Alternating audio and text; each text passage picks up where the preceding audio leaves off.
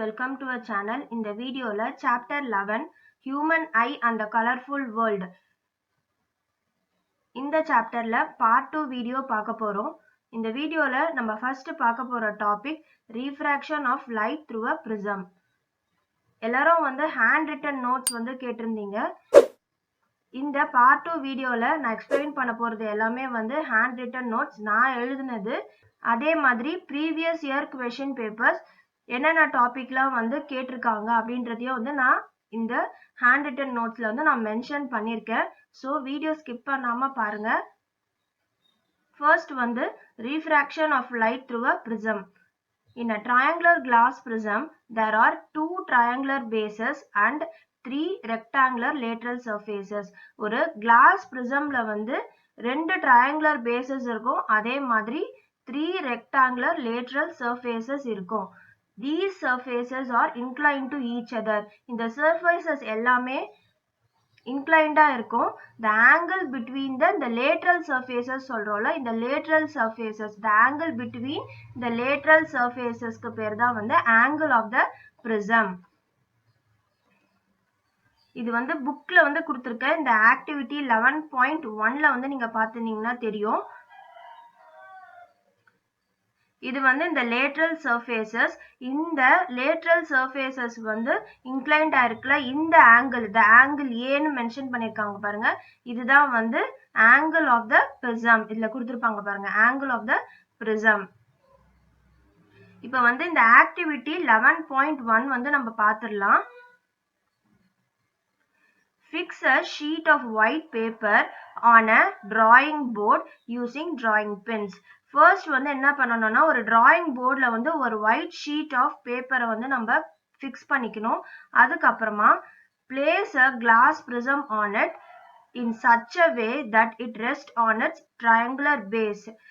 ஒரு glass prism நம்ம அந்த sheet of paper மேல வைக்கணும். such that அதோட triangular base அந்த paper மேல ரெஸ்ட் ஆகிற மாதிரி நம்ம வைக்கணும். அதுக்கப்புறமா அந்த பிரிசமோட அவுட்லைனை நம்ம ஒரு பென்சில் வச்சு நம்ம வரைஞ்சிக்கணும்.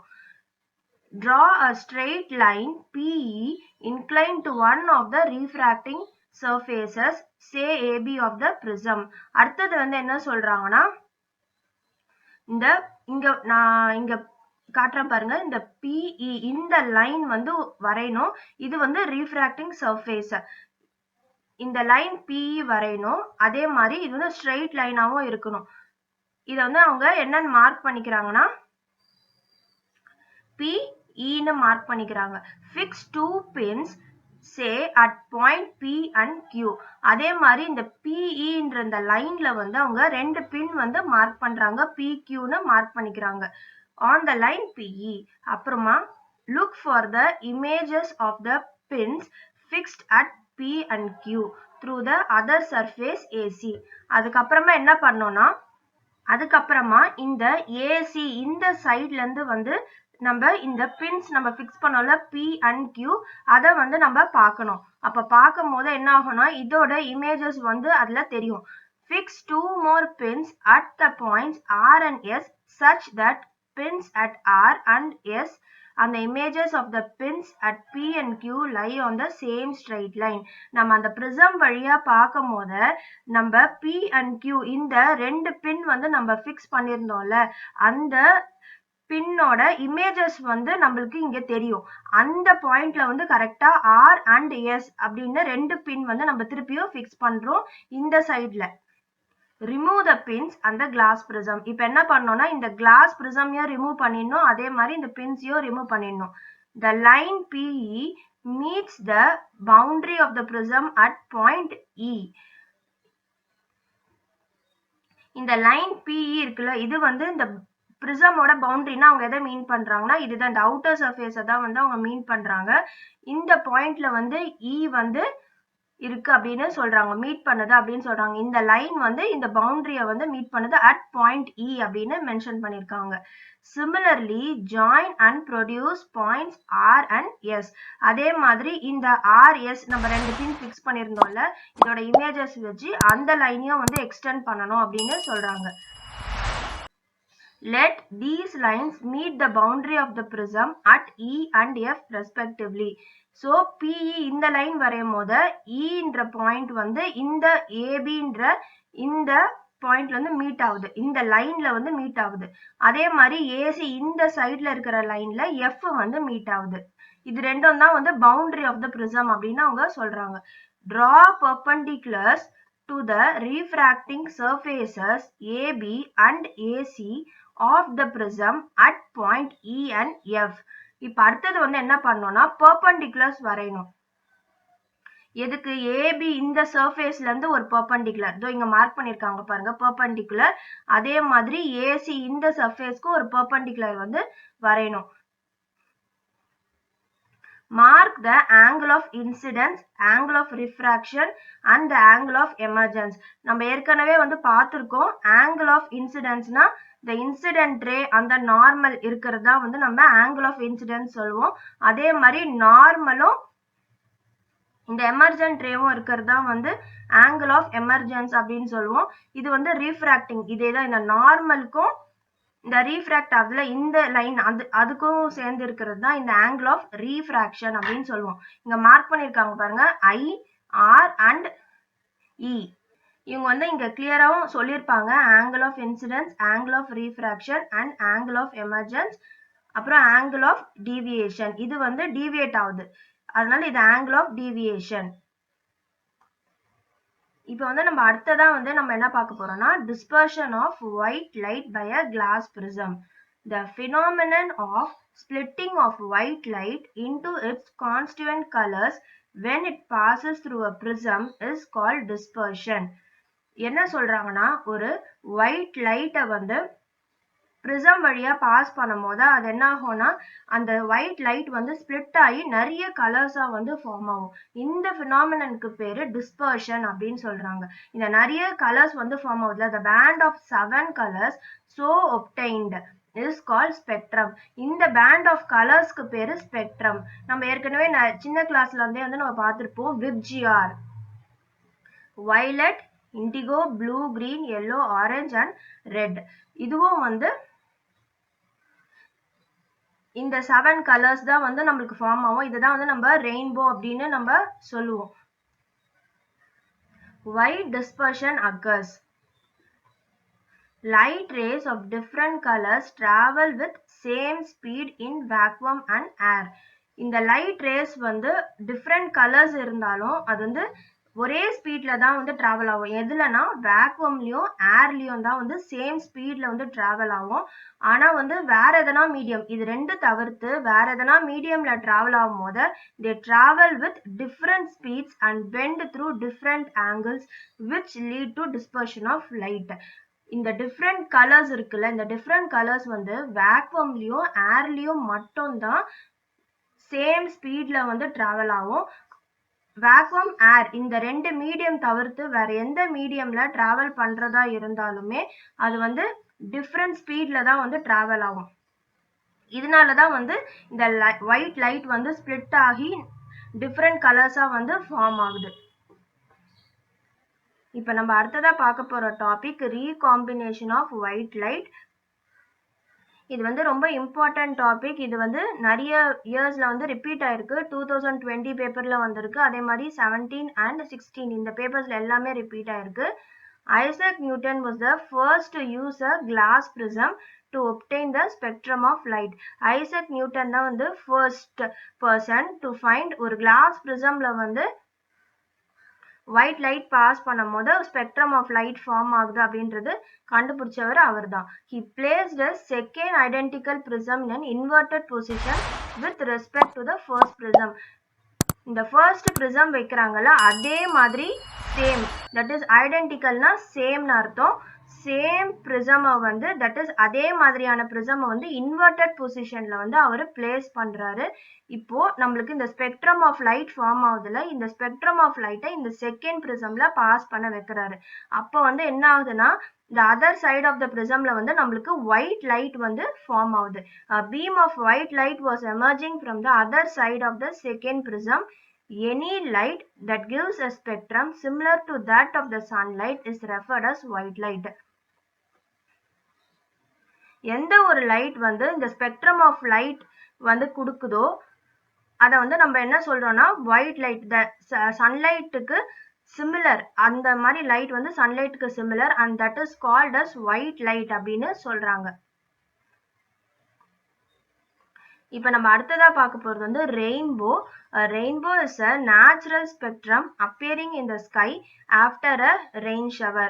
ரெயின் ஷவருக்கு அப்புறமா அப்பியர் ஆகிற இந்த நேச்சுரல் ஸ்பெக்ட்ரம் ஆஃப் லைட் தான் வந்து நம்ம ரெயின்போ அப்படின்னு சொல்லுவோம். It is caused by dispersion of sunlight by tiny water droplets present in the atmosphere.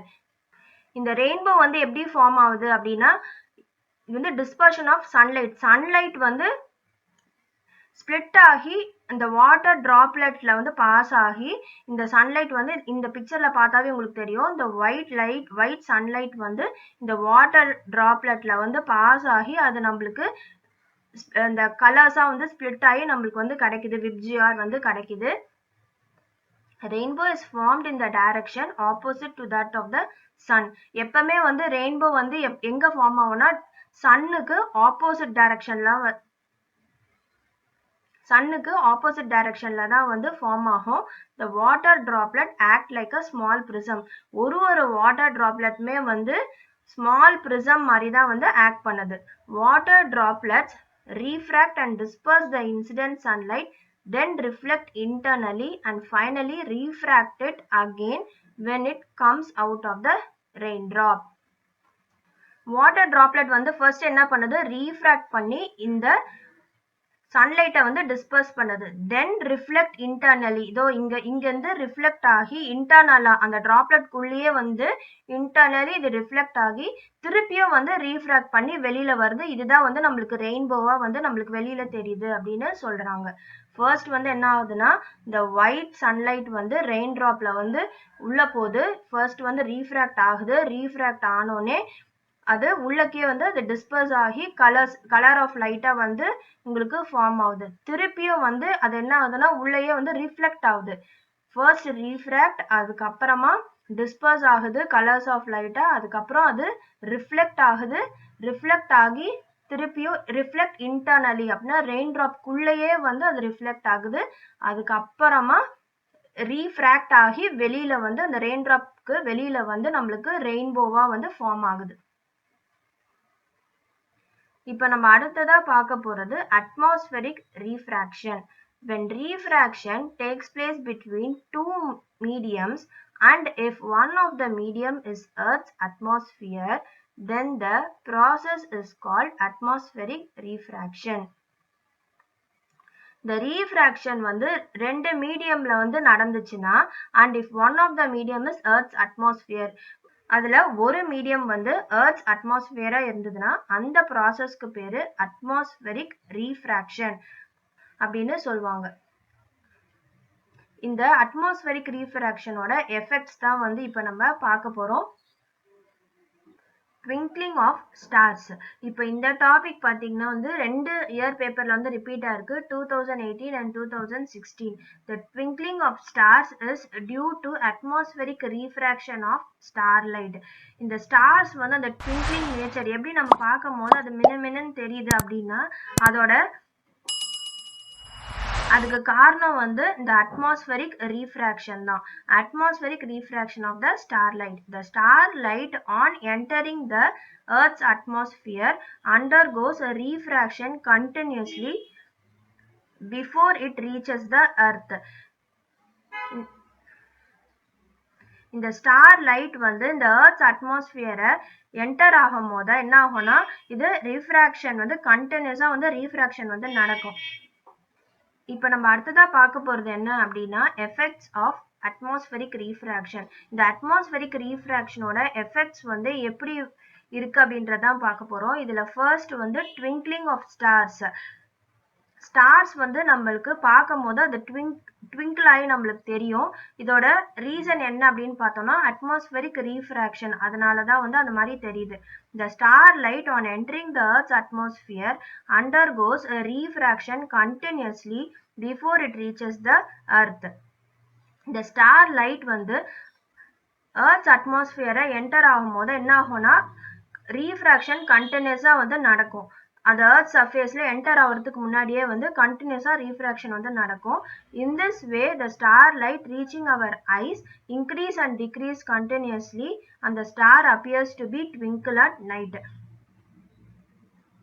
இந்த refraction continuousா நடந்துட்டு இருக்கிறதுனால அது என்ன ஆகும்னா அது the star light வந்து இன்க்ரீஸும் டிக்ரீஸ் ஆயிட்டே இருக்கும், மாத்தி மாத்தி ஆயிட்டே இருக்கும். அதனாலதான் வந்து நம்ம பார்க்கும் போது அது ட்விங்கிள் ஆகி தெரியுது நைட்ல. இப்ப நம்ம அடுத்ததா பார்க்க போறது star seems higher than they actually are. As the light from a star enters the Earth's atmosphere, it undergoes refraction and bends towards the normal each time due to atmospheric refraction. இந்த light இருக்குல்ல, இந்த ஸ்டார்ல இருந்து வர light வந்து அட்மாஸ்பியரை enter ஆகும்போது என்ன ஆகும், நம்ம இப்பதான் பார்த்தோம், அது வந்து கண்டினியூஸா வந்து ரீஃப்ராக்ஷன் வந்து நடக்கும். And bends towards the normal, இந்த நார்மலுக்கு வந்து அது பெண்ட் ஆகும், நார்மலுக்கு கிட்ட வந்து அது பெண்ட் ஆகும். Each time due to atmospheric refraction, ஒரு டைமும் வந்து அது அட்மாஸ்பரிக் ரிஃப்ராக்ஷனால நார்மலுக்கு கிட்ட வந்து அது பெண்ட் ஆகும். Therefore the apparent position of the star is slightly different from its actual position. இந்த ஸ்டாரோட apparent position வந்து ஸ்லைட்டா டிஃபரெண்டா தெரியும் அதோட ஆக்சுவல் பொசிஷன்ல இருந்து. The star appears to be slightly higher than its actual position when viewed near the horizon. நம்ம ஹாரிசான்ல இருந்து பார்க்கும்போது இந்த ஸ்டார் எப்படி அப்பியர் ஆகும்னா இதோட பொசிஷன் வந்து slightly higher than its actual position. ஆனா நம்மளுக்கு வந்து அது கிட்ட தெரியுற மாதிரி தெரியும். Planets do not twinkle. Stars தான் வந்து எப்பவுமே ட்விங்கிள் ஆகும், நம்ம பிளானட்ஸ் வந்து ட்விங்கிள் ஆகாது. The planets are much closer to the earth and are considered as a collection of large number of point-sized sources of light. Planets வந்து எர்த்துக்கு ரொம்ப க்ளோசரா தான் இருக்கும். அதே மாதிரி பிளானட்ஸ் வந்து எப்படி நம்ம பார்க்கிறோம்னா அது வந்து collection of large number of point sized sources of light.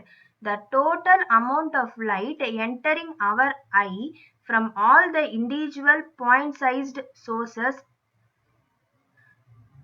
will be averaged out to 0, thereby nullifying the twinkling effect. என்ன சொல்றாங்கன்னா the total amount of light, நம்ம பிளானட்ஸ் வந்து ஏன் வந்து தெரியல அப்படின்னா the total amount of light entering our eye from all the individual point size sources. பிளானட்ஸை வந்து என்ன சொல்றாங்க, அது வந்து closer to earth-ஆ இருக்கும். அதே மாதிரி அது என்னன்னு சொல்றாங்கன்னா collection of large number of point sized sources of light அப்படின்னு சொல்றாங்க. அது வந்து நிறைய sources of light வந்து point sized sources of light-ஓட கலெக்ஷன் தான் வந்து இந்த பிளானட்ஸ் அப்படின்னு சொல்றாங்க. ஸோ நம்ம அதை பார்க்க முடியல. ஏன் அப்படின்னா all the individual point size sources will be average out to 0.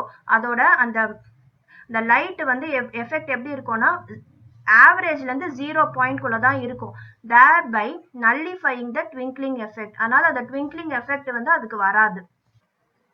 அடுத்தது வந்து இந்த அட்மாஸ்பரிக் ரீஃப்ராக்ஷனோட எஃபெக்ட்ஸ் அடுத்தது பார்க்க போறது வந்து advanced sunrise and delayed sunset.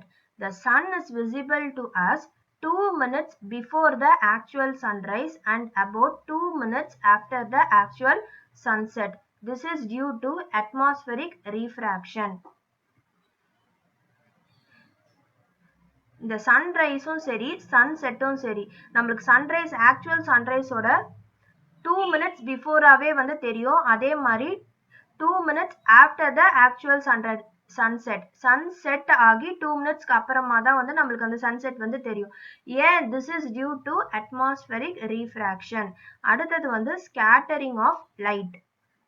The reflection of light from an object in all direction is called scattering of light. It depends on type of particles. The scattering of light இது வந்து என்னன்னா இந்த light வந்து reflect ஆகுதுல்ல, the reflection of light from an object in all directions. ஒரு light வந்து ஒரு ஆப்ஜெக்ட்ல பட்டு அது ரிஃப்ளெக்ட் ஆகுது in all direction. இதுக்கு பேர் தான் வந்து scattering of light அப்படின்னு சொல்லுவோம். இந்த scattering of light வந்து எதெல்லாம் டிபெண்ட் ஆயிருக்கு அப்படின்னா என்ன டைப் ஆஃப் பார்ட்டிகல்ஸ் அதை பொறுத்து தான் வந்து இந்த ஸ்கேட்டரிங் ஆஃப் லைட் வந்து டிபெண்ட் ஆயிருக்கு. That is very fine particles scatter mainly in blue colour. large sized particles scatter light of longer wavelength. அப்புறம் shorter the wavelength greater will be the scattering. இந்த மாதிரி இந்த particles வந்து differ ஆகுது. ஒரு எப்படி particles differ ஆகுதோ அதுக்கு ஏத்த மாதிரி தான் வந்து இந்த scattering of light வந்து இருக்கும் அப்படின்னு சொல்லியிருக்காங்க. அடுத்தது வந்து Tyndall effect.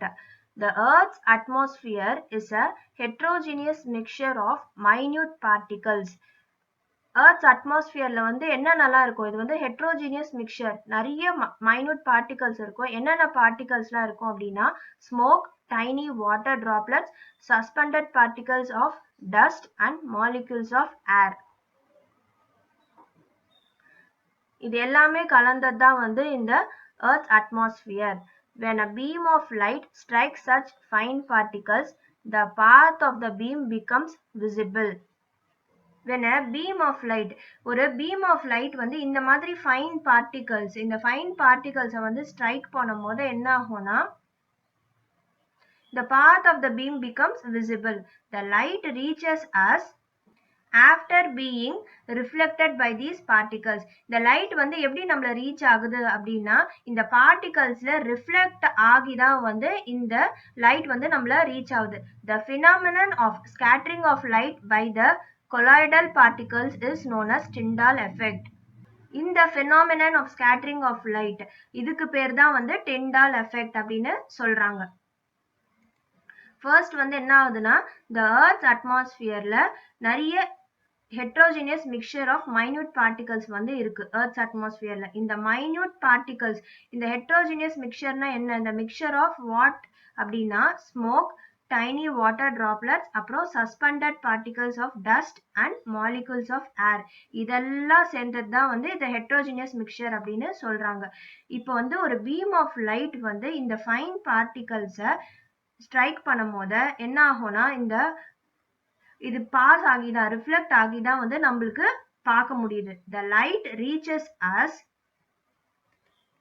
after being reflected by these particles. அந்த லைட் வந்து நம்மளுக்கு எப்படி ரீச் ஆகுது அப்படின்னா அந்த பார்ட்டிகல்ஸ ரீச் ஆகி அப்புறம் ரிஃப்ளெக்ட் ஆன பிறகுதான் வந்து நம்மளுக்கு அது லைட் வந்து தெரியுது. The phenomenon of scattering of light by the colloidal particle is known as Tyndall effect. இதுக்கு பேர் தான் வந்து Tyndall effect. Why the color of the clear sky blue? ஏன் வந்து ஸ்கையோட கலர் ப்ளூவா இருக்கு அப்படின்னு கேட்டிருக்காங்க. இந்த கொஸ்டின் வந்து 2015 பேப்பர்லயும் 2012 பேப்பர்லயும் வந்து ரிப்பீட் ஆயிருக்கு. The molecules of air and other fine particles in the atmosphere have size smaller than the wavelength of the visible light. இந்த air molecules அதே மாதிரி other fine particles இந்த atmosphereல இருக்க இந்த air moleculesம் இந்த fine particlesம் வந்து அதோட சைஸ் வந்து எப்படி இருக்குன்னா ஸ்மாலரா இருக்கும் than the wavelength of the visible light. இந்த visible lightோட wavelengthோட இது வந்து சைஸ் ஸ்மாலரா இருக்கும் அப்படின்னு சொல்லியிருக்காங்க. These are more effective in scattering light of shorter wavelength at the blue end than light of longer wavelength at the red end. இதெல்லாம் வந்து எப்போ ரொம்ப எஃபெக்டிவா இருக்கும்னா ஸ்கேட்டரிங் ஆஃப் லைட் இந்த ஸ்கேட்டரிங் ஆஃப் லைட் வந்து எங்க எஃபெக்டிவா இருக்கும்னா shorter wavelength at the blue வந்து ஷார்ட்டர் வேவ்லென்த் வச்சிருக்கு. அதே மாதிரி லைட் ரெட் லைட் வந்து லாங்கர் வேவ்லென்த் இருக்கும். அதனாலதான் வந்து the scattering of light of shorter wavelength at the blue end than the light of longer wavelength at the red end. அதனாலதான் வந்து இது more effective-ஆ இருக்கு scattering of light. Thus, when sunlight passes through the atmosphere, the fine particles in air scatter the blue light more strongly than the red light. Blue end வந்து shorter wavelength இருக்கு. அதனாலதான் வந்து இந்த sunlight வந்து atmosphereல pass ஆகும்போது இந்த fine particles வந்து blue light நிறைய scatter பண்ணுது red light விட. The scattered blue light enters our eye, which makes the color of the sky blue. இந்த ஸ்கேட்டர் ஆன ப்ளூ லைட் வந்து நம்ம ஐஸ் என்டர் ஆவறதுனால தான் நம்மளோட ஸ்கை வந்து ப்ளூ கலர்ல நம்மளுக்கு தெரியுது அப்படின்னு சொல்லியிருக்காங்க. If Earth has no atmosphere, then there would have not been any scattering, then the sky would have looked dark.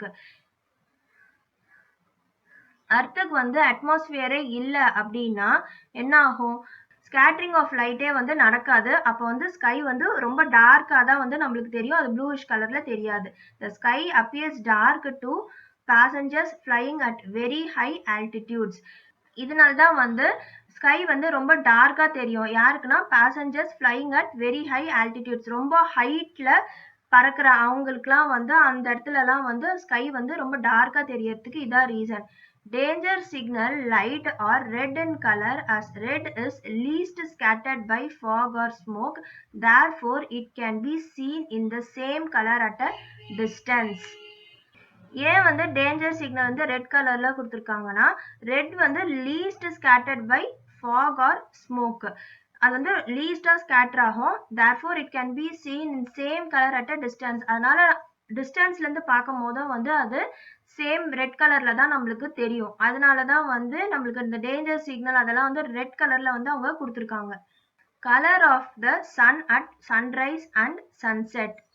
Light from the sun passes through thicker layer of air and larger distance in the Earth's atmosphere before reaching our eyes. இந்த சன்னோட light வந்து என்ன ஆகும்னா திக்கர் layer of air வந்து travel பண்ணும், pass ஆகி அதுக்கப்புறம் large distance of the அட்மாஸ்பியர்ல வந்து பாஸ் ஆகி தான் வந்து நம்மளோட ஐஸ்ல வந்து நம்ம பார்க்க முடியுது. Light from the sun overhead would travel relatively shorter distance. At noon, the sun appears white as only a little of the blue and violet color are scattered. அதே மாதிரி நம்ம நூன்ல வந்து பார்க்கும்போது, மத்தியான டைம்ல பார்க்கும்போது இந்த சன் வந்து ஒயிட்டா வந்து தெரிகிற மாதிரி இருக்கும். ஏன்னா வந்து ப்ளூவும் வயலட் கலர்ஸும் வந்து ரொம்ப கம்மியா தான் வந்து ஸ்கேட்டர் ஆகும். Near the horizon, most of the blue light and shorter wavelength are scattered away by the particles. Horizon கிட்ட வந்து என்ன ஆகும்னா இந்த ப்ளூ லைட்டும் ஷார்ட்டர் வேவ்லென்த்தும் தான் வந்து scattered away by the particles. இந்த ப்ளூ லைட்டும் தான் வந்து சீக்கிரமா வந்து ஸ்கேட்டர் ஆயிடும். therefore the light that reaches our eyes is of longer wavelength. This gives rise to reddish appearance of the sun. நம்ம ஏற்கனவே பார்த்திருந்தோம் ரெட் கலர் தான் வந்து லாங்கர் வேவ்லென்த். அதனால தான் வந்து என்ன ஆகும்னா ஹரிசான்ல இருந்து பார்க்கும்போது மோஸ்ட் ஆஃப் த ப்ளூ லைட்டும் ஷார்ட்டர் வேவ்லென்த்ல இருக்கிறது எல்லாமே வந்து ஸ்கேட்டர் ஆயிடும் பார்ட்டிகல்ஸால. அப்போ வந்து light that reaches our eyes, என்ன லைட் வந்து நம்ம ஐஸ்க்கு வந்து நம்மளுக்கு தெரியும் அப்படின்னா லாங்கர் வேவ்லென்த்ல இருக்கிற அந்த லைட்ஸ் மட்டும் தான் வந்து தெரியும். இதனாலதான் வந்து சன் வந்து ரெட்டிஷ் அப்பியரன்ஸ் வந்து நம்மளுக்கு கிடைக்குது சன் செட் ஆகும் போது. இந்த சாப்டர் இதோட கம்ப்ளீட் ஆகுது. இந்த வீடியோ பிடிச்சிருந்தா லைக், ஷேர், சப்ஸ்கிரைப் பண்ணுங்க. தேங்க்யூ.